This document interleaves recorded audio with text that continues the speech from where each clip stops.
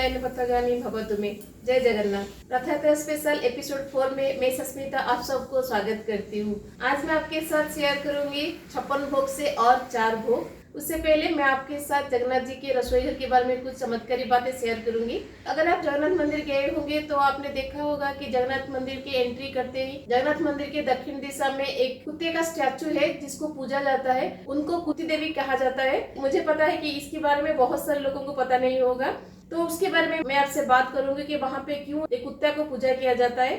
तो ये बहुत पुरानी बात है। जब जगन्नाथ मंदिर का प्रतिष्ठा हो रहा था तो जगन्नाथ मंदिर को प्रतिष्ठा करने के लिए स्वयं ब्रह्मा जी धरती पर आए थे और उनके साथ सप्तऋषि भी आए थे। ब्रह्मा जी स्वयं जगन्नाथ मंदिर को प्रतिष्ठा कर रहे थे, तो उस टाइम में यज्ञ वगैरह चल रहा था और सब मिलकर मंत्र भी पढ़ रहे थे। तो उस टाइम में ब्रह्मा जी के कान में एक कुत्ते का भौंकने का आवाज आया। बहुत टाइम तक ब्रह्मा जी ने सुना कि वो कुत्ता मंदिर के बाहर भौंक रहा है। उसकी वजह से ब्रह्मा जी को और सप्तऋषियों को मंत्र पढ़ने में डिस्टर्ब हुआ। तो ब्रह्मा जी ने कुछ सैनिकों को भेजा कि जाओ देखो क्यों वो कुत्ता बाहर कितना देर से भौंक रहा है। तो वो सैनिक जाके वो कुत्ते को पकड़ के लेकर आए। ब्रह्मा जी ने कुत्ते को पूछा कि तुझे पता है कि यहाँ पे पूजा चल रहा है, तो इतने देर से तू क्यों भौंक रहा है। तो कुत्ते ने बताया कि मुझे आपसे एक रिक्वेस्ट करना है। तो ब्रह्मा जी ने पूछा क्या रिक्वेस्ट करना है। कुत्ते ने बताया ब्रह्मा जी को कि मुझे जगन्नाथ जी का सेवा करना है, तो मुझे जगन्नाथ जी का सेवा करने के लिए आपसे परमिशन चाहिए। ब्रह्मा जी और सप्तऋषि ये सुनकर आश्चर्य हो गए। तो उसका भक्ति देखकर ब्रह्मा जी बहुत खुश हो गए। तो उसके भक्ति को देखकर उन्होंने कहा कि ठीक है, तू मंदिर में दक्षिण की दिशा में रहेगा और दक्षिण पूर्व दिशा में जो रसोई घर है उसके ऊपर तू नजर रखेगा। रसोई घर में कभी भी अगर कोई भी गलती पंडाल लोग से हो जाता है प्रसाद बनाते टाइम, उनके सामने जाकर तू खड़ा हो जाना, तो तुझे देखकर वो लोग को पता चल जाएगा कि उन्होंने कुछ गलती किया है। तो तुझे ये काम सौंपा जाता है, तू जगन्नाथ जी के महाप्रसाद का ध्यान रखेगा। तो उसके वजह से जितना दिन तक वो कुत्ता जिंदा था वो मंदिर के दक्षिण की दिशा में बैठता था और वो दक्षिण पूर्व दिशा में जो रसोई घर है जगन्नाथ मंदिर का उसके ऊपर नजर रखता था। अगर कोई भी पंडाल लोग से कोई भी गलती हो जाता था जिसके बारे में पंडाल लोग को खुद को पता नहीं होता था, लेकिन उस कुत्ते को पता चल जाता था और वो कुत्ता आकर उनके सामने खड़ा हो जाता था। तो उनको उसको देखकर पंडाल लोग क्या करते थे कि जितना भी प्रसाद बनता था उसको मिट्टी में दबाया जाता था, फिर से वो प्रसाद बनाया जाता था। तो जितना दिन तक वो कुत्ता जिंदा था वो ऐसा करता था, लेकिन जब कुत्ता मर गया तो उसके बाद उसका स्टैचू वहां पे बनाया गया और कुत्ती चंडी के नाम से उनको पूजा किया जाता था। लेकिन चमत्कार की बात इसमें यह है कि जब तक कुत्ता जिंदा था तब तक तो वो रसोई घर के ऊपर नजर रखता था, लेकिन जब वो मर गया उसके बाद भी उसका आत्मा आज भी वो रसोई घर के ऊपर नजर रखता है। अगर पंडाल लोग से आज भी कोई गलती हो जाता है प्रसाद बनाते टाइम, पंडाल लोग को खुद को पता नहीं होता है लेकिन उस कुत्ते को पता चल जाता है और रसोई घर में एक कुत्ता पता नहीं कहां से आकर खड़ा हो जाता है। बहुत सारे पंडाल लोग बहुत बार कुत्ते को देखा है रसोई घर में। अगर वो कुत्ता दिख जाता है, कितना भी प्रसाद बन जाए, वो सारे प्रसाद को मिट्टी के अंदर दबाया जाता है और फिर से नया प्रसाद बनाया जाता है। ऐसा बहुत बार हुआ है जगन्नाथ मंदिर में। तो ये जो चमत्कार है ये आज भी हो रहा है। तो ये जगन्नाथ जी का चमत्कार है जगन्नाथ मंदिर में जो आपको कहीं भी दुनिया में नहीं मिलेगा। उन महाप्रसाद से मैं आपके साथ 3 एपिसोड में 10 भोग शेयर कर चुकी हूँ। आज मैं और 4 भोग शेयर करूंगी। आज मैं आपके साथ शेयर करूंगी साधा अन्न जिसको हम घी और हींग डाल के बनाएंगे, और दूसरा है डालमा। डालमा मतलब दाल और सब्जी को बनाकर डालमा बनाया जाता है, जो कि उड़ीसा का बहुत ही ऑथेंटिक रेसिपी है। और उसके साथ मैं आपके साथ शेयर करूंगी गोटी बैगन। गोटी मतलब होल, गोटी बैगन मतलब गोटी बैंगन। तो पूरा होल बैंगन को लेकर उसके अंदर स्टफिंग देके इस रेसिपी को बनाया जाता है, उसे हम गोटी बैगन कहते हैं। और उसके साथ मैं आपके साथ शेयर करूंगी गोटी पोटल रसा। पोटल मतलब परवल। आज मैं आपके साथ ये 4 रेसिपी शेयर करूंगी। अगर आपको आज की जगन्नाथ जी की महाप्रसाद अच्छी लगेगी तो अपने फ्रेंड्स एंड फैमिली के साथ जरूर शेयर कीजिएगा। अगर मेरे चैनल में नए हैं तो प्लीज सब्सक्राइब जरूर कीजिएगा। जैसे मैंने आपको हर एपिसोड में बताया है, जगन्नाथ मंदिर के महाप्रसाद जैसा हम तो बिल्कुल भी नहीं बना सकते, क्योंकि वो महाप्रसाद स्वयं लक्ष्मी माँ बनाती है जगन्नाथ जी के लिए। तो बस एक छोटा सा कोशिश हम घर पर कर सकते हैं। तो मेरे सारे ओडिया सब्सक्राइबर से ये एक रिक्वेस्ट है, अगर आपको कहीं भी लगता है कि मुझसे कोई गलती हो गई है तो प्लीज मुझे कमेंट में जरूर बताइएगा। अगर आपको आज की जगन्नाथ जी की प्रसाद अच्छी लगेगी तो अपने फ्रेंड्स एंड फैमिली के साथ जरूर शेयर कीजिएगा। अगर मेरे चैनल में नए हैं तो प्लीज सब्सक्राइब जरूर कीजिएगा। तो चलिए फिर बनाते हैं आज की 56 भोग से 4 भोग। तो पहले हम डालमा को बैठाएंगे। डालमा बनाने के लिए मैंने यहाँ पे तूर दाल लिया है और ये तूर दाल से ही डालमा बनता है मंदिर में। तो मैंने 1 कप दूध डाल यहाँ पे लिया है, जिसको मैंने अच्छे से धोकर 1 घंटा से इसको भिगा के रख दिया है ताकि ये जल्दी पक जाए। और उसके साथ हम ये सारे सब्जी लेंगे जिसको मैंने काट लिया है। मैंने यहाँ पे कद्दू लिया है, परवल, मूली, मिट्टी का आलू, झुड़ंगा, आलू की, और बैंगन और केला। तो बैंगन और केला को धोकर मैंने पानी में भिगा के रख दिया है। केला को हल्दी के पानी में भिगा के रखा है ताकि ये काला ना पड़े। तो ये सारे वेजिटेबल्स डाल के हम डालमा बनाएंगे। तो चलिए हम डालमा को पहले बैठा देते हैं। मैंने ऑलरेडी 3 एपिसोड में दिखा चुकी हूँ आपको कि जगन्नाथ के मंदिर में जो भी भोग बनता है वो मिट्टी के हांडी में बनता है। तो जितना पॉसिबल हो सकता है हम मिट्टी के हांडी में बनाएंगे। अगर आपके पास मिट्टी की हांडी नहीं है तो आप एल्युमिनियम या फिर स्टील या फिर नॉनस्टिक कढ़ाई और हांडी यूज़ कर सकते हैं, लेकिन मेरे पास जितना है मैं उतने में ही कोशिश करती हूँ बनाने के लिए। तो पहले मिट्टी के हांडी में, जैसे मैंने हमेशा दिखाया है, पहले हम घी डालेंगे। तो घी का अमाउंट ये आपके ऊपर डिपेंड करता है, आप जितना घी चाहिए उतना डालिएगा, लेकिन मंदिर में घी थोड़ा ज़्यादा डलता है। और घी को डालने के बाद हांडी के चारों तरफ इसको थोड़ा ग्रीस कर लीजिएगा। अब इसमें हम डालेंगे पानी। जितना दाल आप लेंगे उसका 3 टाइम पानी आप लीजिएगा। अगर आप नए मिट्टी की हांडी में बना रहे हैं तो 3.5 टाइम पानी लीजिएगा, लेकिन ये हांडी में मैं बहुत बार बना चुकी हूँ इसीलिए मैं 3 टाइम्स इसका पानी ले रही हूँ। अगर आप प्रेशर कुकर में बना रहे हैं तो 2.5 टाइम ज़्यादा पानी इसमें डालिएगा। तो दाल को जिस पानी में मैंने भिगा के रखा था उसको मैंने ड्रेन आउट कर लिया है और बाकी का दाल इसमें हम डाल देंगे। अब इसमें हम डाल देंगे नमक। तो मैंने आपको हमेशा कहा है कि मंदिर के भोग में रॉक सॉल्ट यूज होता है, तो मैंने यहाँ पे रॉक सॉल्ट यूज़ किया है। अगर आपके पास नहीं है तो आप नॉर्मल सॉल्ट भी यूज़ कर सकते हैं। तो जैसे मैंने आपको पहले भी बताया है, जगन्नाथ के मंदिर में कोई भी कच्ची यूज़ नहीं होता है पकाते टाइम, इसलिए हम हांडी को ऐसे पकड़ के ऐसे हिलाएंगे ताकि दाल चारों तरफ इवनली स्प्रेड हो सके और जो नमक हमने डाला है वो पानी के साथ अच्छे से मिक्स हो सके। तो अब इसमें मैं डाल दूंगी हल्दी। पानी थोड़ा गर्म होने के बाद ही हमेशा हल्दी डालिएगा ताकि हल्दी का जो रॉ स्मेल है वो नहीं रहेगा। अब इसको हम 10 से 15 मिनट के लिए छोड़ देंगे ताकि दाल हमारा आधा पक जाए। आधा पक जाने के बाद हम इसमें सब्जी डालेंगे। दाल को बैठाते हुए 10 से 12 मिनट हो गया है, दाल हमारा आधा पक गया होगा। अब इसमें हम सब्जी को डाल देंगे। तो जैसे मैंने आपको पहले एपिसोड से बताया है, हम कच्ची नहीं यूज करेंगे, इसलिए पहले वो सारे सब्जी डाल देंगे जो पकने में थोड़ा ज्यादा टाइम लगता है। वो सारे सब्जी नीचे रह जाएंगे तो वो अच्छे से पक पाएंगे, और जो सब्जी थोड़ा जल्दी पक जाता है हम उसको ऊपर डालेंगे। सारे सब्जी डाल देने के बाद हम हांडी को थोड़ा ऐसे हिलाएंगे ताकि दाल और सब्जी अच्छे से मिक्स हो जाए। अब इसको हम 10 से 15 मिनट के लिए छोड़ देंगे ताकि दाल और सब्जी हमारा अच्छे से पक जाए। जब तक डालमा बन रहा है चलिए हम पोटल रसा और परवल रसा को बनाते हैं। परवल रसा बनाने के लिए मैंने यहाँ पे परवल का ऊपर का जो पतला छिलका मैंने उसको निकाल दिया है और दोनों साइड से इसको काट दिया है और बीच में ऐसे 4 कट लगाया है। नीचे का पार्ट जॉइंट होना चाहिए और ऊपर से ऐसे कट लगा दीजिएगा। तो ऐसे ही मैंने सारे परवल को रेडी कर लिया है। चलिए इसके लिए हम मसाला को रेडी करते हैं। परवल रसा बनाने के लिए हम एक मसाला का पेस्ट को रेडी करेंगे, जिसके लिए मैंने यहाँ पे लिया है ब्लैक पेपर। तो मैंने आपको पहले एपिसोड से बताया है जगन्नाथ के मंदिर में कोई भी रेसिपी में ग्रीन चिली या फिर रेड चिली नहीं डलता है, तो तीखापन के लिए ब्लैक पेपर यूज होता है। तो इसलिए मैंने थोड़ा ज़्यादा अमाउंट का ब्लैक पेपर लिया है। आप जितना तीखा खाते हैं उसके हिसाब से लीजिएगा। और उसके साथ मैंने यहाँ पे लिया है बड़ी इलायची। मैंने आपको पहले एपिसोड से ये भी बताया है कि मंदिर में छोटी इलायची की यूज नहीं होता है। और उसके साथ मैंने यहाँ पे लिया है 1 इंच दालचीनी। और उसके साथ मैंने यहाँ पे लिया है 1 टीस्पून जीरा एंड 1 टेबल स्पून सौंफ। सौंफ थोड़ा ज़्यादा अमाउंट का लगता है। और उसके साथ मैंने यहाँ पे लिया है 1/2 कप ऑफ नारियल, जिसको मैंने ग्रेट करके लिया है। और मंदिर में परवल का पूरा रेसिपी मिल्क में बनता है, उसमें पानी ऐड नहीं किया जाता है, इसलिए मैंने यहाँ पे 1/2 लीटर मिल्क लिया है।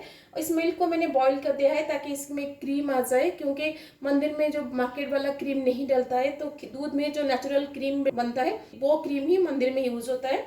तो इसको डालकर हम परवल रसा बनाएंगे। और उसके साथ मैंने यहाँ पे लिया है कर्पूर। मैंने आपको पहले एपिसोड से ये भी बताया है कि जगन्नाथ जी की हर रेसिपी में थोड़ा सा कर्पूर डलता है, तो हम छोटा सा टुकड़ा कर्पूर मसाले में डालेंगे। तो इन सारे मसाले को मैं ग्राइंडर के जार में डाल दूंगी। अगर आपके पास सिलबट्टा है तो आप उस सिलबट्टे में ही इसको पेस्ट बनाइएगा। तो देखिए मैंने छोटा सा टुकड़ा कर्पूर लिया है, इतना ही कर्पूर डालिएगा, उससे ज्यादा कर्पूर मत डालिएगा, नहीं तो एक कड़वा टेस्ट आ जाएगा। इसलिए पिंच ऑफ कर्पूर डालिएगा, उससे ज्यादा मत डालिएगा। अब इन सब के साथ हम डाल देंगे 1 इंच अदरक इन सब में थोड़ा सा पानी डाल के हम इसका एक दरदरा सा पेस्ट बनाएंगे। फाइन पेस्ट मत बनाइएगा, एक दरदरा सा पेस्ट बनाइएगा। तो देखिए मैंने दरदरा सा एक पेस्ट इसका बना दिया है। तो चलिए अब हम पोटल रसा को बैठाते हैं। परवल रसा बनाने के लिए हांडी में मैं लूंगी पहले घी में हम सारे परवल को डाल देंगे। हांडी को पकड़ के ऐसे इसको घुमा लीजिएगा ताकि परवल अच्छे से घी से ग्रीस हो सके। 2 मिनट के लिए हम परवल को फ्राई करेंगे। परवल कोरमा में जैसे हम परवल को डीप फ्राई करते हैं वैसे नहीं किया जाता है मंदिर में। इसको घी में बस 2 मिनट के लिए फ्राई किया जाता है ताकि ये थोड़ा सा सॉफ्ट हो जाए, इसका जो कच्चापन है वो ना रहे। तो 2 मिनट हो गया है। अब इसमें मैं डाल दूंगी मसाला का पेस्ट जो हमने बनाया था।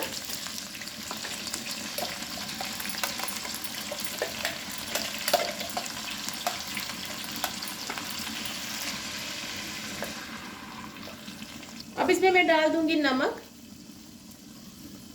हल्दी और यहाँ पे हम डाल देंगे दूध। दूध का मलाई हम लास्ट को डालेंगे, इसलिए मलाई को साइड करके मैं दूध को इसमें डाल दूंगी। तो सारे दूध हम नहीं डालेंगे, अगर बाद में जरूरत पड़ेगा तो डालेंगे। अब इसको मैं मिक्स कर दूंगी। अब इसको हम 10 से 15 मिनट के लिए छोड़ देंगे जब तक परवल अच्छे से पक नहीं जाता है। अगर आपको घर में गैस चूल्हे में दिक्कत होता है तो आप इसको कवर करके बना सकते हैं और कच्ची और स्पैचुला भी आप यूज कर सकते हैं। ऐसा कोई हार्ड एंड स्ट्रिक्ट रूल नहीं है कि घर पर आप नहीं यूज कर सकते, आप कर सकते हैं। तो अब इसको हम 10 से 15 मिनट के लिए छोड़ देंगे ताकि जो परवल है वो मसाले के साथ अच्छे से पक जाए। परवल आप देख सकते हैं आधा से ज्यादा इसका ग्रेवी रिड्यूस हो गया है। परवल भी हमारा आधा पक गया होगा। तो इस स्टेज पर हम इसमें डाल देंगे थोड़ा सा गुड़।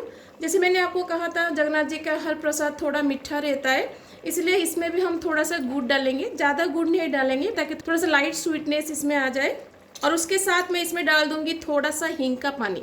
हींग और गुड़ को हम अच्छे से मिक्स कर देंगे बाकी के मसाले के साथ और इसको और 5 से 7 मिनट के लिए पकने के लिए छोड़ देंगे ताकि जो गुड़ हमने डाला है वो अच्छे से मसाले के साथ मिक्स हो जाए और बाकी का परवल अच्छे से पक जाए। तो परवल में गुड़ डाल के पकाते हुए 5 से 7 मिनट हो गया है। जितना थिकनेस अभी ग्रेवी में है उतना थिकनेस ही रखिएगा क्योंकि हमने मिट्टी के हांडी में बनाया है ना, तो थोड़ा देर रहने के बाद मिट्टी के हांडी इसमें से पानी ऑब्जर्व कर लेगा तो ये थोड़ा और भी ड्राई हो जाएगा। तो इतना स्टेज तक मैं इसको पकाऊंगी। एंड में हम इसके ऊपर थोड़ा सा घी डाल देंगे। ये ऑप्शनल है, आप चाहे तो डाल सकते हैं, नहीं तो स्किप कर सकते हैं। और जो हमने मलाई बचा के रखा था ना दूध का, वो मलाई को भी इसके ऊपर हम डाल देंगे। तो अब हमारा परवल रसा या फिर मंदिर में जिसको पोटल रसा कहते हैं वो बन गया है। अब मैं गैस को बंद कर दूंगी और इसको निकाल दूंगी गैस के ऊपर से। डालमा में सब्जी को डाल के पकाते हुए 15 से 20 मिनट हो गया है। सब्जी हमारा लगभग पक गया है, बस मिट्टी का आलू थोड़ा अभी कच्चा है, उसको पकने तक हम पकाएंगे। तो इस स्टेज पे मैं डाल दूंगी इसमें ग्रेटेड अदरक। मैंने यहाँ पे 1 इंच अदरक को ग्रेट करके लिया है। तो इस स्टेज पर हम इसको डाल देंगे और उसके साथ मैं यहाँ पे डाल दूंगी थोड़ा सा हींग का पानी। थोड़ा सा हींग को मैंने ऐसे पानी में भिगा के रखा है। अब इसको हम अच्छे से मिक्स कर देंगे ताकि अदरक और हींग का पानी सारे सब्जी में अच्छे से मिक्स हो जाए।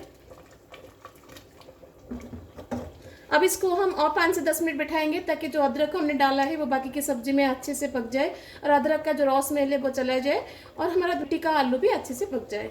अदरक को डाल के पकाते हुए 5 से 7 मिनट हो गया है। अब डालमा में मैं डाल दूंगी नारियल। तो यहाँ पे मैंने हाफ कप ऑफ ग्रेटेड नारियल डाला है। नारियल को भी बाकी के सब्जी के साथ हम अच्छे से मिक्स कर देंगे। और ये जो डालमा होता है वो थोड़ा सा ठीक होता है। तो डालमा में अब मैं डाल दूंगी थोड़ा सा गुड़। गुड़ को भी हम बाकी के डालमा के साथ अच्छे से मिक्स कर देंगे। डालमा भी अब हमारा हो गया है। अब इसमें हम छींक लगाएंगे। डालमा में तड़का हम वही सेम प्रोसीजर से लगाएंगे जैसे मैंने आपको पिछले 2 एपिसोड में दिखाया है। तो छींक लगाने से पहले डालमा में मैं डाल दूंगी थोड़ा सा ब्लैक पेपर पाउडर और उसके ऊपर मैं डालूंगी थोड़ा सा जीरा जिससे हम छींक लगाएंगे। और जीरा के ऊपर हम डाल देंगे गरम घी। ऐसे ही गरम घी जीरा के ऊपर डाल के इसमें तड़का लगाया जाता है जैसे मैंने आपको पहले 2 एपिसोड में दिखाया है। अब इन सबको हम अच्छे से मिक्स कर देंगे। अब इसको मैं 2 मिनट और बॉईल करूंगी ताकि जो हमने अभी तड़का लगाया है वो उसका फ्लेवर सारे डालमा में अच्छे से मिक्स हो जाए। अगर आप मिट्टी के हांडी में बना रहे हैं तो जितना कंसिस्टेंसी अभी मेरे डालमा में है उतना कंसिस्टेंसी तक पकाइएगा। थोड़ा टाइम रहने के बाद डालमा और भी गाढ़ा हो जाएगा। तो छींक देख के डालमा को पकाते हुए 2 से 3 मिनट हो गया है। मैं गैस को अभी बंद कर दूंगी और इसके ऊपर हम डाल देंगे थोड़ा सा नाड़ी बड़ी। अगर आपके पास है तो डालिएगा, नहीं तो आप स्किप कर सकते हैं। अब मैं डालमा को गैस के ऊपर से निकाल दूंगी, नहीं तो ये ओवर कुक हो जाएगा। डालमा और पोटल रसा हमारा हो गया है। अब हम अन्न को बैठाएंगे। अन्न बनाने के लिए हांडी में मैं लूंगी पहले घी। तो मैंने आज 1 गिलास चावल लिया है, इसलिए मैं इसमें डाल दूंगी 3.5 ग्लास ऑफ पानी।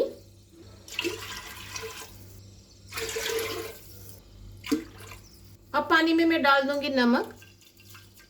अब पानी में हम बॉयल आने के लिए छोड़ देंगे। पानी में जब अच्छा सा बॉयल आ जाएगा फिर उसके बाद हम इसमें चावल को डालेंगे।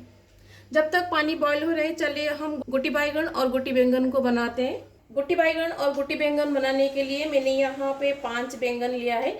आप देख सकते हैं मैंने छोटा साइज का बैंगन लिया है, जिसको मैंने ऐसे बीच में 4 कट लगा दिया है। इसको पानी में डाल के रखिएगा, नहीं तो ये काला पड़ जाएगा। और इसमें डालने के लिए मैंने यहाँ पे मसाला को रेडी किया है, जिसके लिए मैं जार में लूंगी 1 टीस्पून जीरा, 1 टेबलस्पून सौंफ। सौंफ अमाउंट थोड़ा ज़्यादा डालिएगा। 1 टीस्पून ब्लैक पेपर, 1 इंच अदरक और half cup of grated coconut. और इन सब के साथ में डाल दूंगी 1 बड़ी इलायची और छोटा सा टुकड़ा कपूर। और उसके साथ हम यहाँ पे डाल देंगे नमक। बैंगन जितना आप लेंगे उतना ग्रेवी आप उसका बनाएंगे, उसको नज़र में रख के नमक इसमें डाल दीजिएगा। और उसके साथ मैं इसमें डाल दूंगी थोड़ा सा हल्दी पाउडर। अब इसमें हम थोड़ा सा पानी डाल के इसका एक दरदरा सा पेस्ट बनाएंगे।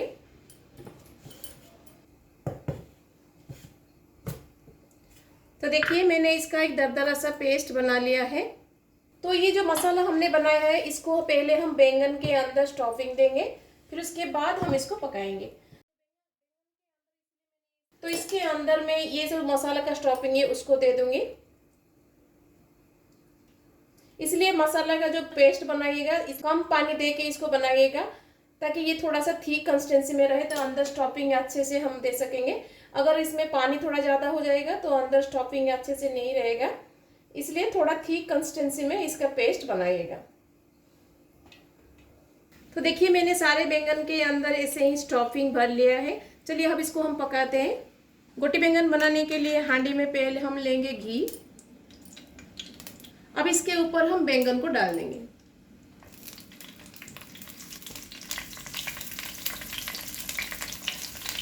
और जार में बाकी का जो मसाला बचा था हम उसको इसके ऊपर डाल देंगे।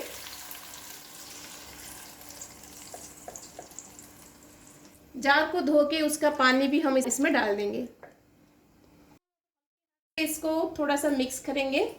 तो इसको 5 से 7 मिनट के लिए हम पकाएंगे, ताकि बैंगन का जो नीचे का पार्ट है वो पक जाए। 5 से 7 मिनट के बाद हम फिर से इसको हिलाकर ऊपर का पार्ट को नीचे लेंगे। अगर आप स्पैचुला यूज करते हैं तो स्पैचुला से आप इसको ऊपर नीचे कर सकते हैं, ताकि बैंगन चारों तरफ से अच्छे से पक जाए। तो चावल के लिए जो हमने पानी बैठाया था उसमें अच्छे से बॉयल आ गया है। तो मैंने यहाँ पे 1 गिलास गोविंदभोग चावल लिया है, जिसको मैंने अच्छे से धोकर आधा घंटा से भिगा के रख दिया था, ताकि ये जल्दी पक जाए।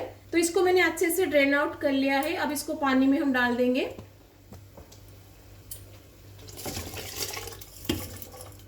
तो जैसे मैंने आपको कहा था आज हम सिंपल अन्न बनाएंगे। तो जगन्नाथ जी के पास एक साधा अन्न भी लगता है, जिसमें बस घी और थोड़ा सा हींग डलता है और कुछ नहीं। तो वैसे ही हम आज बनाएंगे इसको। अब मैं हांडी को थोड़ा सा घुमाऊंगी ताकि चावल अच्छे से चारों तरफ स्प्रेड हो जाए, एक जगह इकट्ठा ना हो। अब इसमें मैं डाल दूंगी थोड़ा सा हींग का पानी। अब इसमें हम और कुछ नहीं डालेंगे, चावल को अच्छे से पक जाने तक इसको बैठाएंगे। चावल को बैठाते हुए 10 से 12 मिनट हो गया है। चावल अब हमारा 2/3 से ज़्यादा पक गया है। तो इस स्टेज पर मैं गैस को बंद कर दूंगी। बाकी का जो पकेगा वो इसको हम कवर करके पकाएंगे, क्योंकि मिट्टी के हांडी बहुत ज़्यादा टाइम तक हीट को रिटेन करके रखता है। मिट्टी के हांडी में जो हीट रहता है वो हीट में ही बाकी का पक जाएगा। अगर आप कंप्लीटली पका के छोड़ेंगे तो चावल ओवर कुक हो जाएगा। इसलिए मैं अभी गैस को बंद कर दूंगी और इसको हम गैस के ऊपर से निकाल देंगे।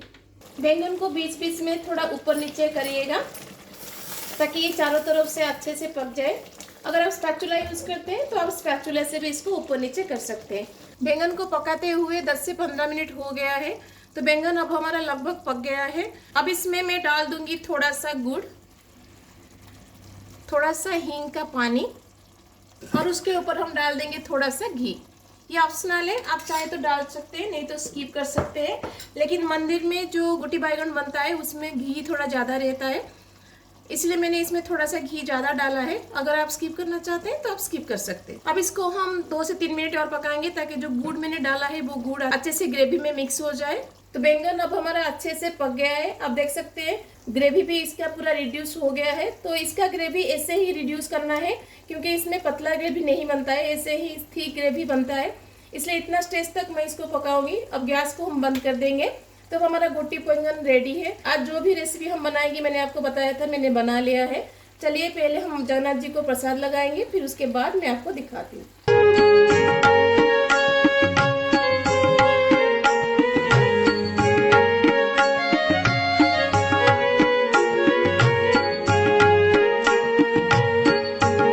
तो कैसी लगी आपको आज की महाप्रसाद की रेसिपी? पूरे घर से तो अभी मंदिर का रसोई घर जैसा खुशबू आ रहा है। आप भी घर पर इसे बनाइएगा, देखिएगा बिल्कुल ऑथेंटिक वो जो मंदिर का फीलिंग वो जरूर आप फील कर सकते हैं। हाँ, मंदिर जैसा तो हम बिल्कुल भी नहीं बना सकते। अगर हम जगन्नाथ जी का नाम लेके बनाएंगे तो ये प्रसाद भी महाप्रसाद बन जाएगा। अगर आज की जगन्नाथ जी की प्रसाद आपको अच्छी लगी तो अपने फ्रेंड्स एंड फैमिली के साथ जरूर शेयर कीजिएगा। अगर मेरे चैनल में आप नए हैं तो प्लीज सब्सक्राइब जरूर कीजिएगा। तो मिलते हैं और एक रथ यात्रा स्पेशल एपिसोड के साथ। Till then bye bye, see you, have a good day. जय जगन्नाथ।